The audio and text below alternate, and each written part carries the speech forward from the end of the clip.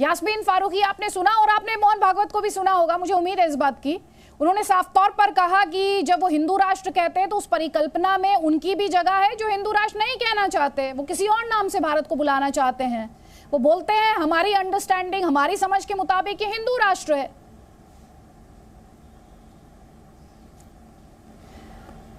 अदिति मुझसे पूछा है जी, प्रॉब्लम ये नहीं है, प्रॉब्लम ये है कि धर्म के नाम पर बात की जाती है, हिंदुत्व के नाम पे बात की जाती है। या तो हम संविधान बदल दें, कॉन्स्टिट्यूशन हमारा सारे धर्मों को मानता है, तो फिर हम एक धर्म की बात क्यों करें। अब जब यहाँ पे ये कहानी इसलिए शुरू हो गई कि मुस्लिम राष्ट्र की बात का एक गाना शुरू हुआ, तो अब सफाई में ये बात आ गई। एक ढंग की बात करो, बचकाना बातें छोड़ो। और ना मैं भागवत जी की बहुत इज्जत करती हूँ, हमारे बहुत अच्छे नेता हैं, सब कुछ हैं, लेकिन या तो उनके ये बात समझ में नहीं आ रही कि उसको धर्म से जोड़ रहे हो आप। जैसे मुस्लिम का राष्ट्र की बात होते ही धर्म से जुड़ना शुरू हो जाता है, ऐसे ही हिंदू के राष्ट्र की बात आते ही धर्म से जुड़ना शुरू हो जाता है, आरएसएस से जुड़ना शुरू हो जाता है। और आरएसएस की जो सोच है फिर वो सब कुछ सामने आने लगती है कि वो क्या चाहते हैं, किस तरह का राज्य चाहते हैं, किस तरह का कॉन्स्टिट्यूशन चाहते हैं, फिर वो सारी चीजें ही अलग से आ जाती है ना कहानी है। नहीं यास्मीन जी, कैसा राष्ट्र चाहते कैसे इस चीज को समझ नहीं, जब वो हिंदू राष्ट्र कहते हैं मैम, तो आपको क्या लगता है क्या कह रहा है संघ जब वो हिंदू राष्ट्र कहता है? हालांकि उन्होंने खुद ये व्याख्या कर दी, लेकिन क्या कहता है आपकी अंडरस्टैंडिंग के मुताबिक, आपकी समझ में हिंदू राष्ट्र क्या है? हिंदू राष्ट्र क्या है इसे आप मान लीजिए कि मैं इस बात पे नाराज। आप एक बात बताइए, जब मुस्लिम राष्ट्र की बात आती है तो उसकी व्याख्या क्या है? क्या होती है व्याख्या? कुछ नहीं है।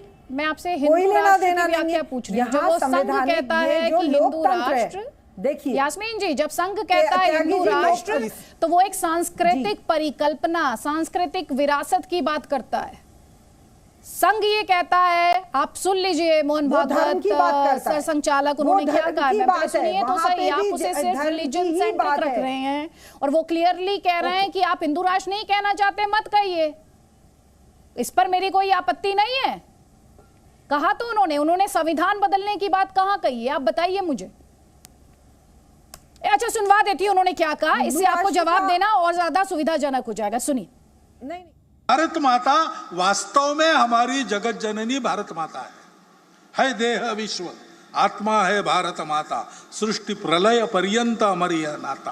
क्योंकि बाकी किसी के पास वो जोड़ने वाली बात नहीं है, बाकी की किसी के पास ये चार मूल्य नहीं है, बाकी किसी के पास इतना गौरव संपन्न इतिहास परंपरा नहीं है।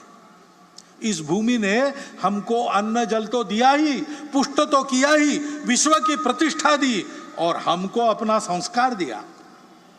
वह मातृभूमि, उसकी भक्ति, ये हमारी पहचान का मुख्य आधार है, हमारे स्व का वो मुख्य आधार है। इन बातों को ध्यान में रखना चाहिए। इसके आधार पर समाज की जागृति हो, इसके आधार पर हम आगे बढ़े, इसी को हम हिंदुत्व कहते हैं। संघ का सारे समाज को यही आह्वान है, क्योंकि ये सारे समाज की विरासत है। भारतवर्ष की चतुष्सीमा में रहने वाला जो अपने आप को भारत का मानता है, उन सब की ये विरासत है। ये विचार हिंदू राष्ट्र का विचार है, ऐसा लोग कहते हैं, क्योंकि वो है हिंदू राष्ट्र का यही विचार है, इसलिए हम कहते हैं हिंदुस्तान हिंदू राष्ट्र है। यास्मीन फारूकी आपने सुना उन्होंने किस तरह से हिंदू राष्ट्र की व्याख्या की है, अब आपका जवाब मैम। मैं वही बात आपको समझाने की कोशिश कर रही हूँ कि हिंदू राष्ट्र, हिंदू धर्म के नाम पे बात की जाती है। फिर ये लोकतंत्र राज्य है और लोकतंत्र में हिंदू राष्ट्र मुस्लिम राष्ट्र नहीं होता है। क्या आप कहीं और इस तरह की बात कर सकते हो? नहीं कर सकते। लेकिन ये एक सफाई देने की बात है, क्योंकि अब ये एक शुरुआत हुई है कि अब उसको तोड़ मरोड़ के बात को किया जाएगा और किया जाएगा, क्योंकि बार बार ये बात आ रही थी कि जब मुस्लिम राष्ट्र के नाम पे आपत्ति उठती है तो जब लोग हिंदू राष्ट्र की बात करते हैं तो आपत्ति क्यों नहीं उठती है। तो भागवत जी ने बड़ी सफाई से उसको तोड़ मरोड़ के पेश कर दिया, जवाब ले लीजिए और उसको सफाई से ये कह दिया है कि नहीं ये गलत। ठीक है राकेश सिन्हा जी, पहले आप ये कह रही हैं डिक्लेयर कर दिया एक तरह से, ठीक है मैम जवाब यही करेंगे। अरे मैम जवाब लीजिए। ये कह रही है मुस्लिम राष्ट्र की बात हो रही थी, तो अब तोड़ मरोड़ के हिंदू राष्ट्र की बात कर रहे हैं, सफाई दे रहे हैं, ये कह रही हैं यास्मीन फारूकी। राकेश जी। अदिति जी मैं अदिति जी बताता हूं कि वास्तव में क्या है कि संघ ने जो इतिहास, विरासत और पूर्वज की बात कही है, इसमें धर्म का कोई स्थान नहीं है। सांप्रदायिक राज्य यानी थियोक्रेटिक स्टेट्स आरएसएस कंसेप्ट नहीं है। यदि भागवत जी के इन शब्दों को मैं एक पंक्ति में इनकैप्सुलेट करूं, संक्षेप करूं, तो Hindu Rashtra is an adjective of the civilisation nation.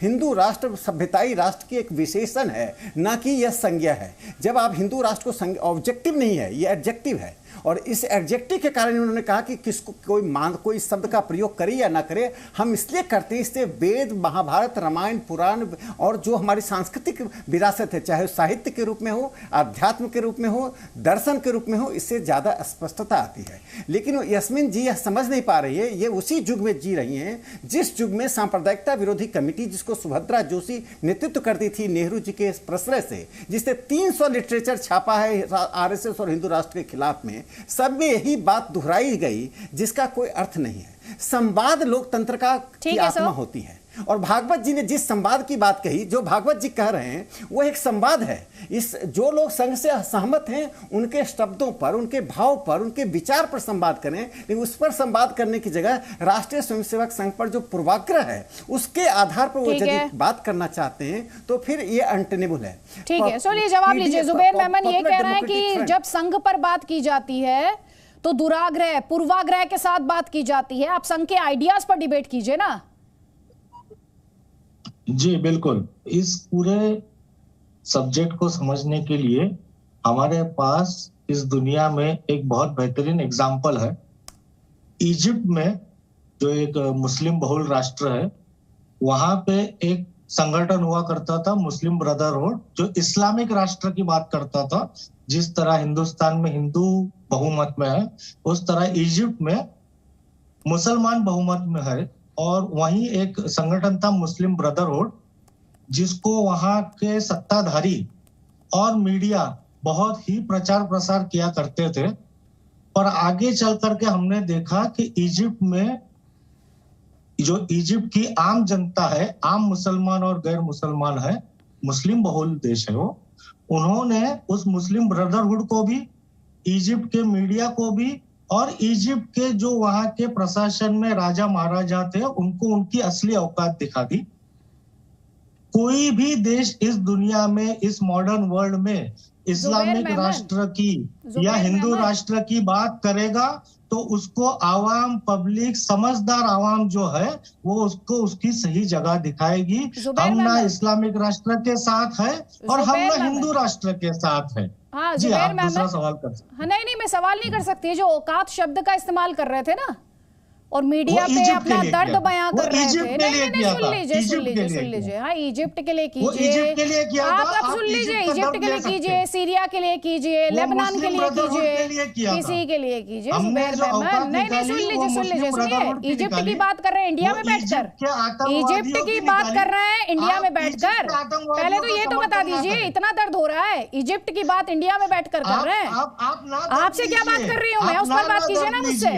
अब डर क्यों लग रहा है? इजिप्ट के आतंकवादियों का दर्द ना लीजिए, आप भारत की बात। आतंकवादियों को लेकर किसे दर्द होता है वो तो दुनिया जानती है, मुझे बताने की जरूरत नहीं है। बिल्कुल, आपको बिल्कुल, बड़ा तकलीफ हो रही है अगर मैंने ये पूछ लिया कि इजिप्ट की याद आपको भारत में आ रही है। आपको किस बात की तकलीफ हो रही है? क्या तकलीफ हो गई? चुप गया? सिखाना पड़ता। नहीं, आप सीख रहे हैं इस वक्त, सिखा नहीं रहे हैं। यही तो गलतफहमी है आपको ये गलतफहमी कहाँ से हो गई? आप सिखा रहे हैं, आप सीख रहे हैं इस वक्त। नहीं सुनिए, सीख रहे हैं आप, सीख रहे हैं आप, सिखा नहीं रहे। मीडिया भी चिल्लाया करता था। अरे ठीक है, सुनिए, औकात दिखा दी गई। अच्छा, औकात दिखा दी गई। अभी मुझे आपकी औकात आपको दिखानी पड़ेगी। इनको टीवी से हटा दीजिए, आप इजिप्ट के बिल्कुल इनको हटा दीजिए टीवी से, इनको हटा दीजिए। जिस व्यक्ति को सम्मान नहीं करना आता हो मंच का, और जो मॉडरेटर को यह सोचता हो कि उससे डरते हैं, उस व्यक्ति की एक मर्यादित और संयमित बहस में कोई जगह नहीं है।